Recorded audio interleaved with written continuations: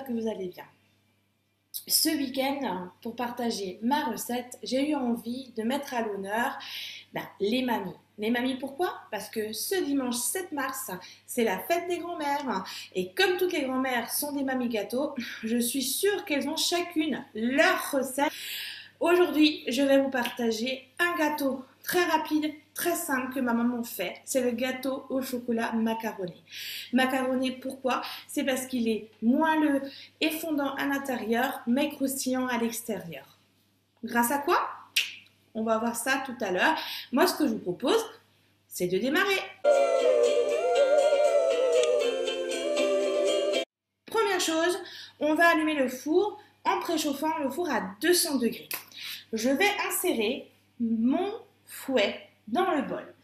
Astuce, quand vous allez insérer votre fouet, vous le posez au travers des couteaux et dans le sens des aiguilles d'une montre, vous le rapprochez des couteaux. Maintenant que mon fouet est positionné, je vais casser 5 œufs dans mon bol. À mes œufs, je vais rajouter 200 g de sucre. Je pose le couvercle sans le gobelet et je vais programmer 8 minutes à 37 degrés sur la vitesse 3,5. Petite astuce de conseillère, lorsque votre fouet est dans le bol, c'est qu'on veut apporter justement du volume. L'objectif ici, c'est de faire mousser nos œufs avec le sucre. Lorsque vous avez votre fouet dans le bol, on ne met jamais le gobelet. Même si les Thermomix vous le demandent, c'est vraiment mon conseil, ne le mettez pas. Soit on veut que l'air chaud sorte du bol, soit on veut faire rentrer de l'air pour créer du volume. Là, je parle des chantilly, je parle également de la génoise. Si on met le gobelet, on aura de l'air qui va pouvoir sortir, mais pas autant que lorsqu'on n'a pas de gobelet. Si vous avez peur de refaire la déco autour du Thermomix, une petite astuce, prenez votre panier et posez-le sur votre bol. Ici, on fait quoi? On est en train tout simplement de mousser nos œufs avec le sucre en appliquant la température 37 degrés pour vraiment avoir quelque chose de bien onctueux. Donc, c'est vrai que le fait de ne pas mettre le gobelet va apporter encore plus d'onctuosité. Là, mon mélange œuf et sucre est vraiment bien mousseux. Je retire mon fouet et je transvase le mélange œuf et sucre dans un récipient. On obtient un mélange bien mousseux que je vais réserver. Dans mon bol, je vais mettre 250 g de chocolat. Alors là, vous avez deux possibilités. Soit vous mixez votre chocolat en poudre pour pouvoir accélérer la fonte du chocolat avec le beurre, soit vous le laissez en carreau, vous rajoutez votre beurre et vous mettez un petit peu plus longtemps. Je préfère la deuxième solution pour éviter de réveiller toute la maison en mixant mon chocolat. J'ai mis 250 g de chocolat en morceaux et je vais rajouter 250 g de beurre. Alors là, je vais prendre du beurre salé. Alors pourquoi du beurre salé? Lorsque vous faites un gâteau au chocolat, le beurre salé va révéler votre chocolat. Il va vraiment jouer le rôle d'exhausteur de goût. Et franchement, c'est un conseil.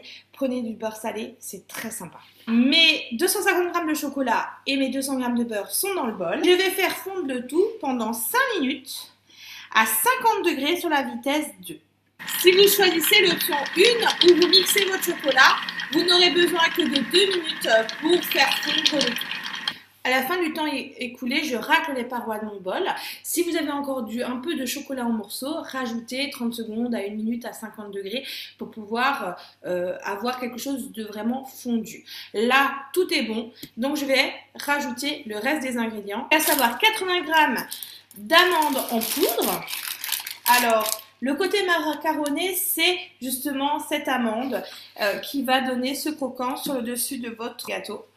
Et donc là, je rajoute 80 g d'amandes en poudre. Et je termine par rajouter 50 g de farine. Je pose le couvercle et le gobelet et je vais mixer 20 secondes à la vitesse 4. En amont, j'ai préparé un moule à manquer de diamètre 24 cm que j'ai beurré et fariné. Je vais le mettre dans mon saladier dans lequel j'ai réservé le sucre et les œufs que j'avais montés en mousse. Et je vais, à l'aide de ma spatule, mélanger délicatement le tout. Une fois qu'on a bien macaronné et mélangé délicatement justement les deux préparations, notre gâteau est prêt et il ne reste plus qu'à le cuire. Donc je vais le transférer dans un plat. Ça y est, j'ai transféré ma préparation dans mon moule à manquer et je vais la mettre au four pendant 35 minutes à 180 degrés.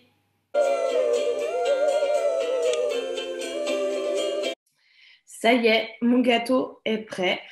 Oh, il a l'air craquant et fondant à la fois. J'ai hâte de le goûter. J'ai plus qu'à vous dire, à vous de jouer. Je vous souhaite une belle fête des mamies et je vous dis à bientôt. Au revoir.